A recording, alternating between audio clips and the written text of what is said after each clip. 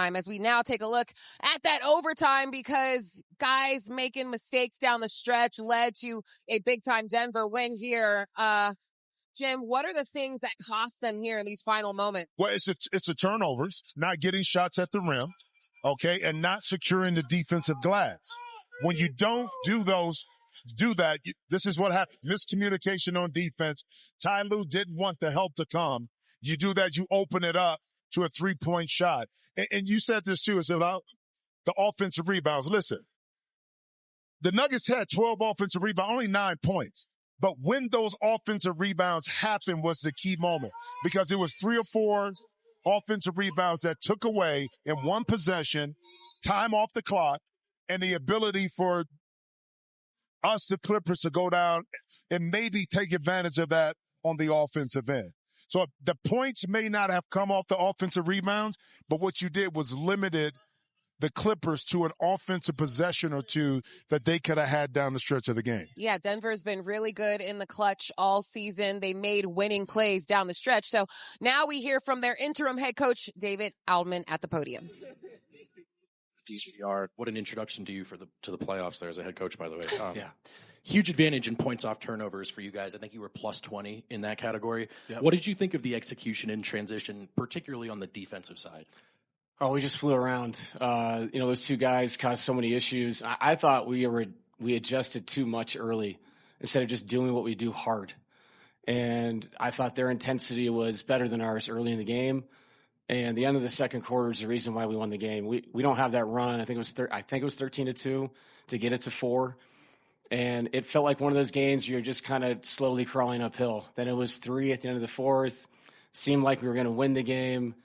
Tied. It just felt like it was incremental steps to win a basketball game. So it wasn't pretty on either end, or I'm sorry, for either team, but you just got to make enough plays to win. And I told the guys in there, it's I'm just going to play the guys I feel like are impacting the game the most. The stat sheet really doesn't mean anything to me. But they did a good job with their adjustments. We're going to have to watch the tape and do a better job of attacking it. But that's what this is, and it was funny. I thought our best adjustment of the night was, let's go back to doing what we thought we were going to do. Let's just do it better. And we did. Russ had that really rough week a couple weeks ago. And you said after the Kings game, you said, I'm not playing him or playing Jalen. Yeah. I'm playing whoever's going to win. What did you see from him late in this game for him to be able to be that kind of impact player that you're looking for? Yeah, I mean, Russ is Russ. Defensively, he was absolutely incredible. He was playing free safety out there. I thought a lot of the reasons why the turnovers happened, even if it wasn't him forcing it, just the way he was roaming around and impacting the game, was great for us. And then offensively, a couple of times I thought he attacked. Maybe we could have pulled it out and executed, but that's what Russ does. He's going to play in attack mode. So I don't think he's going to change after 17 years. If he sees somebody in front of him one-on-one, he's going to attack. And then he made an enormous 3, in the fourth. CB's 3. Aaron hit a big one, and that's what we're talking about right now. We have to be able to make shots when they triple, quadruple Jamal and Nikola. That's just the bottom line. And you can come up with all the schemes you want and change the offense and all this stuff. They're going to bring bodies. So people have to cut and finish, or they got to catch and shoot and make shots for us to do something special. When you look at Jamal's first half and his second half, just forget the shot making or whatever, the field goal percentage was, but there was a noticeable uptick in his aggression. Yeah. Was there anything said, or was it just kind of Jamal just kind of being Jamal, and how does that encapsulate how you guys are as a team? Yeah, you're exactly right. It's almost like the worse things got, the better he got. And that seems like that's always who he is. And I also thought Jamal, he's 7 for 20, 3 for 7, but the ones he made were so huge and so big. I know one, it got us back to, we were down 7, took us back down 4, made one to tie it finally. And the side pick and roll was really good to us tonight, allowed us to attack in different ways, flash people behind the defense. And Jamal got loose a little bit that way. So, and then obviously Nicole every night, man, it's 29, 12, and 9 in that game, that physical of a game, just incredible. On the other end of the Russ thing, Malone always said that Michael Porter took pride in closing and being able to close. Yeah. rest of this series going forward? What can he do to kind of get going? What can you guys do to kind of get him going throughout? Well, I think obviously, everybody has to engage the game. And I think everybody takes pride in finishing games on our team. And if Jalen Pickett has a night, he's going to finish the game. That's just it. That's the bottom line. It's the guys that are playing the best at that time are going to finish. And I thought the runs that were made, I was going to go back to Mike at the end of the second, and we made a run. And it's like you can't stunt runs when things are happening. And then I felt bad for Mike because he sat so long. There was a couple situations late game. Do you throw him back in? Is that fair? Is that fair to somebody and the ball finds them and they've been sitting for not game time, but real lifetime, 40 minutes? So there's two ways to look at that. You can say, well, I chose not to play Michael, or you can say, should I put Michael in a really unfair situation? Should I do that to him? I don't think so. And so I think the five guys that finished did their job, and we won this game defensively. We really did. And with timely shots from guys that aren't named Jamal and Nikola. But James Harden putting in a big-time effort in the Clippers' playoff debut for 2025. He had 32 points and really took over and set the tone for the Clippers early in that first quarter. Yeah, 11 for 22, 11 assists. He was able to get to his spots and get to a shot, which was more important. Okay, down the stretch when we needed quick baskets, it was James Harden getting to his left hand, hitting that little floater in the lane, saw the step back three, but a couple of times able to get right to the basket. But this is what you expect from James Harden. Because we've seen the MVP type of year, and we've seen what he can do with the ball in his hands. And it's the playoffs. Right now, he wants to prove that he's a valuable asset and can win games and help lead a team to a playoff series and win it. See the shot chart right here, 50%, 32 points. You see where his shot selection was at. He got inside those green dots, 4 of those inside the paint, 1 right outside of it. So, again, it was offensively, we played well enough to shoot the ball, but not decision-making wise with the ball in our hands. Those 20 turnovers, I would say 14 to 15 of them were unforced turnovers that, the Clippers committed by themselves. Kawhi Leonard only had 1 field goal attempt in the first quarter and then turned it on later in the game, finishing with 22 points. So where did you see from Kawhi as the game progressed? I thought the coaching staff looked at this, and I mentioned this to Brian during the game. This is Kawhi's first stint back here playing in Denver, so altitude does have an issue. So they kind of manipulated his minutes early so he can play the entire fourth quarter. So he played 41 minutes going into overtime, but he played all the minutes in the fourth. So he was able to get into his rhythm in the second half a lot more than in the first quarter. But first quarter wasn't really needed. You know why? Because it was Ivica Zubac who kind of set the tone. And I thought that as the game trickled on, we got away from Zoo touching the ball. I thought our best offense early on that put pressure on Denver was allowing Zoo to move around the court, to shift Jokic a little bit more, to touch the ball. That opened it up for the Clippers offense to get some easier looks. The more we went away from Zoo, the less of those easy looks we got, the easier it was defensively for the Nuggets to have an impact. Well, yeah, let's hear from Clippers head coach Tyrone Lue on what he told the guys after the loss here in Denver. We're in good shape. We just got to do what we're supposed to do. And we talked about we can't turn the ball over 20 times and expect to beat a good team.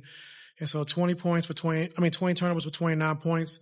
It's hard to beat a good team, when you turn the ball over that many times. But we saw some things. We did some things right, some things we could have did better, which we know. And so, we just got to be better with our execution. I think defensively understanding what we're doing, and then offensively understanding how we want to attack them. And so I thought we did a good job in the first half. And then in the second half, we got away from, the attack mindset of getting to the paint, getting to the basket. What were some of the things they did well defensively in the second half to kind of limit what you guys were doing and keep themselves in the game? They got physical. They got more physical defensively. I thought Joker did a good job of just, mixing up his coverages, whether he's going to blitz or going to be in a drop. And we just didn't read it well once he did do that. But I just thought their physicality, really changed the game defensively. Just piggybacking off of that, it's not a team, Denver, that forces a lot of turnovers. They prioritize and keeping your team off the free throw line. Like, how can your team do a better job of drawing fouls if they're going to be as physical as they are on the ball? Yeah, I mean, well, they're not going to foul. We talked about it before. Like, just drive to the basket and lay the ball up. Like, they're not going to contest high. They don't have shot blocking. And we did in the first half, and I thought second half we got away from that, and so the things we talked about before the game, offensive rebounds, we did a good job, except for the last 4 minutes of the game. And then, 20 turnovers is way too many to try to beat a good team, especially on the road.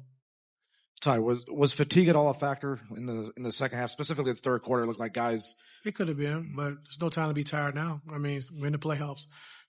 How was Kawhi doing? Because I know you kind of shortened his rotation the first and third quarters. Usually you leave him in until about the 3-minute mark. You took him out about 5. Was that pre-planned or was it? Yes, sir. Okay. What did you make of just kind of a strange play when Nikola was grappling with Jeff for that ball in the fourth quarter there? What did you just make of that whole I didn't see it. I thought you were talking about he did it with me too, trying to get the ball in fast, but that's smart. If a team has a chance to challenge, you want to get the ball in quick. We tell our guys to do the same thing, but he is the best at it. So obviously an uncharacteristic night for Bogey tonight offensively. Do you feel like the way that they went at him defensively affected him on the other end? I don't think so. I just think, just getting into the series, I think understanding how they're going to play him, how they're going to try to attack. And, he can't get frustrated when teams try to attack him. Just stand your ground, be physical, play good positional defense, and he'll be okay. I'm not worried about Bogey. He'll be fine.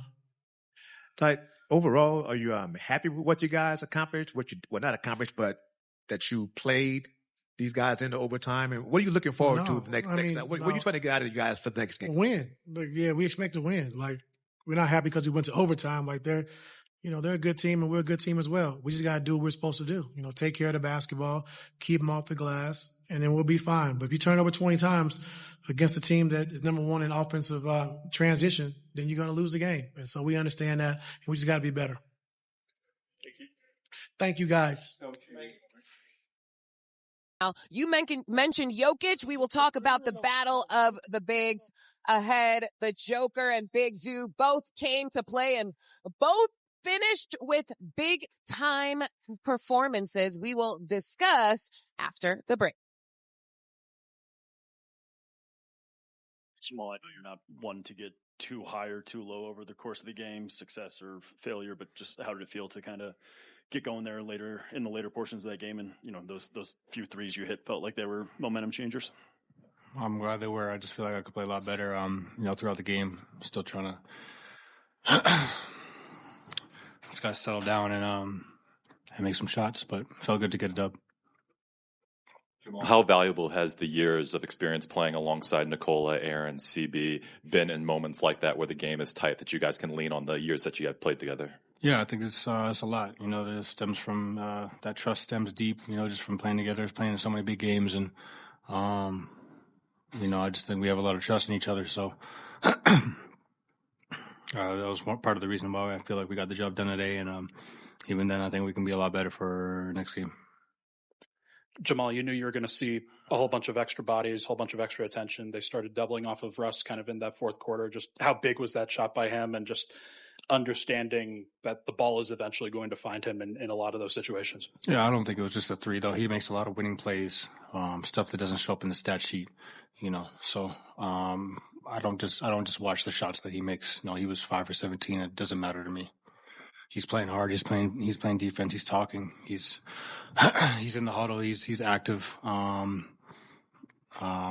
He's anticipating passes. He's doing everything else. So, a lot of stuff doesn't show in the stat sheet, and you just look at, the shots that he makes or misses, but I feel like he impacts the game in plenty of ways, and he did that again tonight. Was there an uptick in just your aggression in the third quarter and just in the second half in general? And, what were you seeing in terms of the coverages, and, how were you able to kind of counteract them a little bit? I didn't really do anything. I just tried to play solid throughout the game. I didn't make, I had some good looks that I didn't make, but I didn't do anything special, in my opinion. Well, you got to start with the turnovers. Obviously, you've never had a game with more in the playoffs. It was like, when you think about how those turnovers happen, like, how can you feel like you can be better with that going forward? We just got to be decisive, get more in attack mode situations, and that's it really. A lot of the turnovers we caused, that's all you could do. Son, right in front of the bench when Jamal was guarding you, and I guess you were trying to size him up, and it wound up being a challenge and a turnover. He hit the ball and it hit off me and it went out.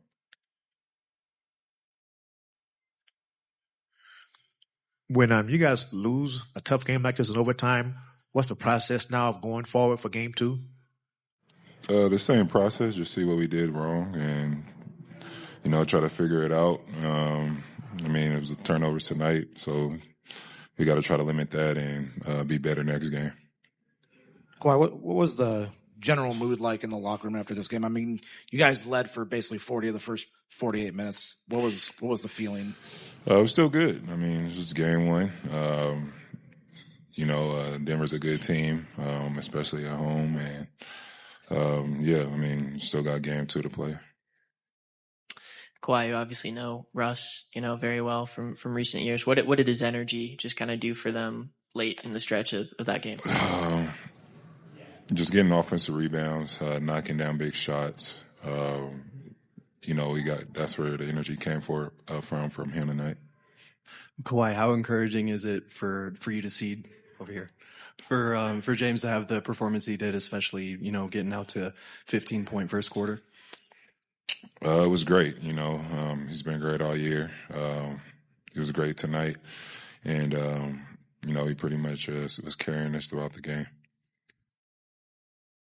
Welcome back to the Clippers Live post-game from Ball Arena in the Mile High City. The Clippers fall in overtime, 112-110. But we started this game talking about the battle of the bigs inside. So Nikola Jokic finishing with 29 points.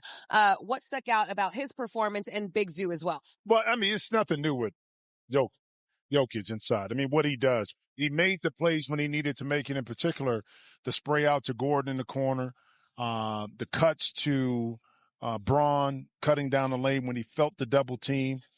But it was Zoo to me. Zoo was 10 for 15. I think he should have had 20-plus shots just because the touches he had early in the game kind of set the tone for not just how offensively that the Clippers were going to play, but it forced defensively Denver to be on their heels and open up some other opportunities on the court. So as you look at game film and look at what was really effective offensively, it was Zoo touching the ball and touching it early, but manipulating their defense. Okay. And I think we're going to see a little bit more of that early in the game like we did this afternoon on Monday evening with Zoo. But what Jokic does is what Jokic does. You guys had the 20 turnovers. How much was that with just That's the game. That's the game right there? That's the game right there. Nothing else. It's the game. And going forward now, so the idea is take better care of the ball. And what else do you guys need to do to execute to try to get a win? It was turnovers that was just, unforced. It's the game right there. It's nothing they did. It was us, all us. James, to that point, Ty said he feels like you guys are in pretty good shape because a lot of the reasons why this game didn't go your way was self-inflicted. How big of a sense is that for you guys right now? And obviously you don't want to be down 0-1, but how much, does that confidence? No, it's confidence. Confidence is, always going to be there. It's a little frustrating, just because it's self-inflicted and it's something that, we've been really good at, these last few weeks. But even kill, come back in game 2, be ready to go, be even better. James, we haven't seen you have to navigate foul trouble as much. How are you able to do that to get through it, picking up early fouls and to be effective when you're on the floor? Figure it out. Just to follow up, you guys did have a 15-point lead. You guys were hitting the paint early. What makes you feel like you can continue to do that? Yeah. And how do you kind of get your teammates, not necessarily you, but your teammates to continue to do that, whether the ball's in your hands or whether you're on the floor or not? That's a part of the game plan. Get to the paint. You get to the paint, good things happen for us. So, we talked about it the last couple of days and even today. Get to the paint and good things happen. We generate layups and open shots for our team. So try to do better, in game 2. James, even if a lot of it was was there anything that the Nuggets were doing defensively that you feel like threw you guys off at all? Ball pressure, Russ as a safety, anything like that? No, you look at the game, I think the first half we had 10 turnovers and they had, I think, 14, 15 points, just easy layups, like things you can't, like uncontested layups, things you can't fight back from. So, we just got to be better, and we will be. Even with the frustration, is there a sense of confidence that you guys, if you see that scheme, that those same types of coverage, that you can solve it? It's only a handful of things that, defensively that you can do. You know what I mean? So, either Joker, he gonna be up in pick and roll, try to blitz, or he's gonna be in deep coverage.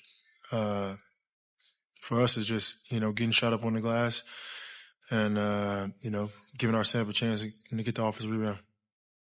James, it's your guys' first game in a week, and you're playing at altitude. Could those have been factors in fatigue leading to what? I don't know. I'm trying to figure out too. Like literally trying to figure out, what the hell was the reason for it. So we watch film, get better, and be ready to go game 2. A W here in the Mile High City. Then you see the rest of the series, if necessary. Game 5 back here in Denver, 6 in LA, and game 7 here at Ball Arena. Well, that'll do it here courtside. Signing off from myself, Jim Jackson, and Brian Seaman. We will see you on Monday as the Clippers try to even the series and win game 2. Trying to make this one 1-1. They will get back to the drawing board, and we will see ya on Monday.